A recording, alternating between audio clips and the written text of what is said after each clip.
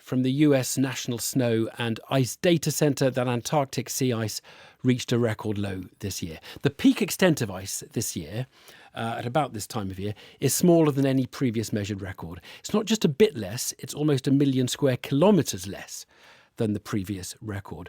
Not only will that affect the local wildlife, but it also increases the speed of climate change globally.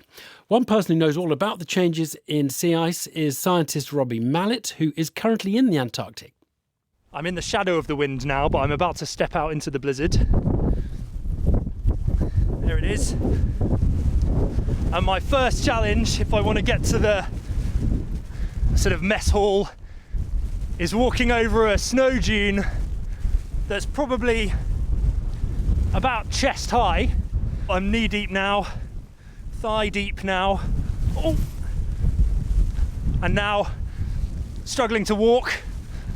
Okay, I'm through it, and I'm turning myself so I'm into the wind now. Luckily I've got ski goggles on, it's probably about 40 knots.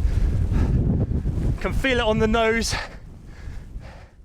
Well, that is the weather in Antarctica today. Robbie's with the British Antarctic Survey, and I spoke to him earlier and asked what he is witnessing there in terms of ice loss.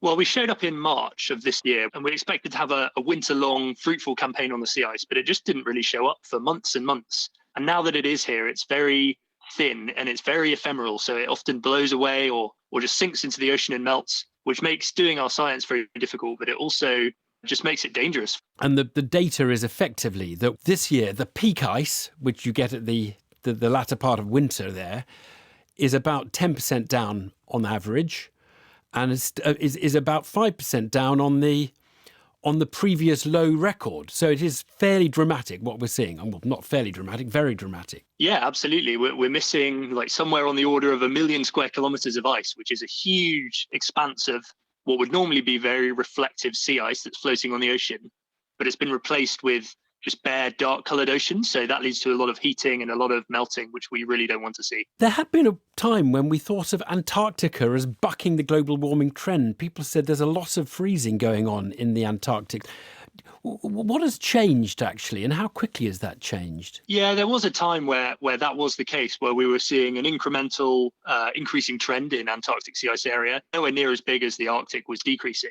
But it was there, and we've been watching it for 40 years. But now, since 2016, 2017, we've seen a really marked decline. So now if you draw your best straight line through the data, you get a decreasing trend. Can you actually notice any warming? Would it be possible for you to perceive a warming of the environment in Antarctica, or is it something you need satellites to monitor at a broader scale? Well, you would need to visit Antarctica over the period of decades to personally experience it. But certainly I've looked at the Rothera weather station data in the last over the last 40 years, but I've looked at it in the last month, and that definitely shows a warming trend.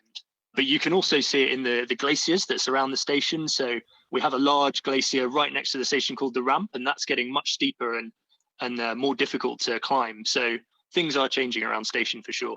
Are we noticing any effects on wildlife? Presumably ice is breaking off from bigger sheets, and you must have all sorts of difficult problems.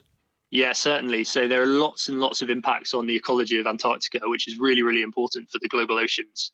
Just this year, we saw failure to breed in a colony of emperor penguins, but the impacts will go much wider than that. They'll hit marine mammals, whales and seals, but they'll also hit fish stocks and birds of all kinds, really. Do you see the wildlife around there? Do you see Antarctic life, or do you have to go away to find it? No, it's abundant and sometimes frustrating. So when the planes are flying in the summer season, there are often seals blocking the runway. And of course, you can't disturb the wildlife. You can't really interfere with it. So if an animal like a seal or a penguin is impeding the work, you have to deal with that very sensitively. But also the birds are really amazing. So we have Antarctic snow petrels that will sort of dive bomb you from behind, and you won't see them until they're basically on top of you. It's a great experience to be down here in terms of the wildlife.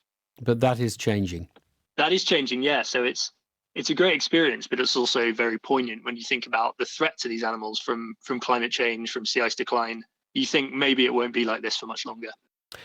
Robbie Mallett speaking to me from Antarctica earlier with the British Antarctic Survey there on that very significant decline in sea ice. Now, I said we'd speak to Christine Jardine, the